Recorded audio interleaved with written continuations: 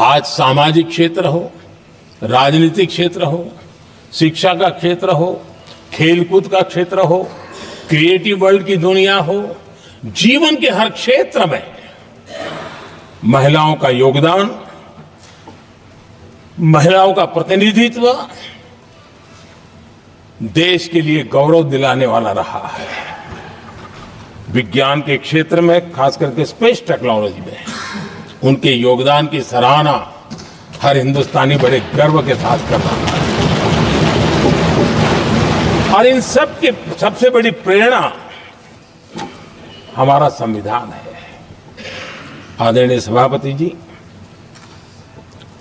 हमारा देश बहुत तेज गति से विकास कर रहा है। भारत बहुत ही जल्द विश्व की तीसरी बड़ी आर्थिक शक्ति बनने की दिशा में बहुत मजबूत कदम रख रहा है। और इतना ही नहीं, ये 140 करोड़ देशवासियों का संकल्प है कि जब हम आजादी की शताब्दी मनाएंगे, हम इस देश को विकसित भारत बना करके रहेंगे। ये हर भारतीय का संकल्प, ये हर भारतीय का सपना है। लेकिन इस संकल्प से सिद्धि के लिए सबसे बड़ी आवश्यकता है, वो है भारत की एकता। हमारा संविधान भी भारत की एकता का आधार है।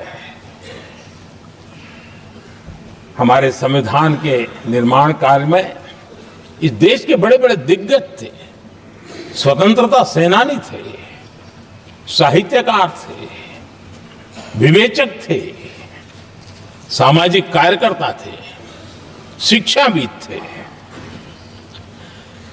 कई फील्ड के प्रोफेशनल्स थे, मजदूर नेता थे, किसान नेता थे, समाज के हर वर्ग का प्रतिनिधित्व था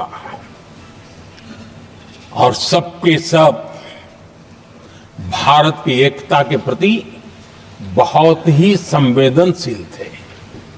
जीवन के भिन्न भिन्न क्षेत्र से आए हुए, देश के अलग अलग भूभाग से आए हुए सभी लोग इस बात के प्रति सजग थे।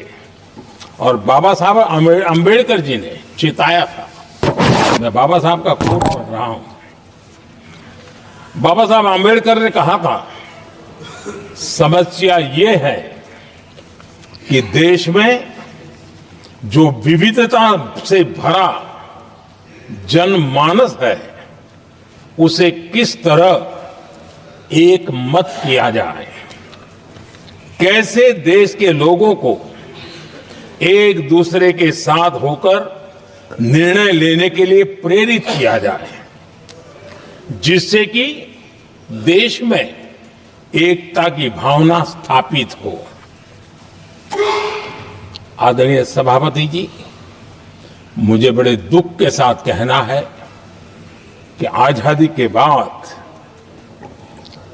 एक तरफ संविधान निर्माताओं के दिल दिमाग में एकता थी, लेकिन आजादी के बाद विकृत मानसिकता के कारण या स्वार्थवश अगर सबसे बड़ा प्रहार हुआ तो देश की एकता के मूल भाव पर प्रहार हुआ।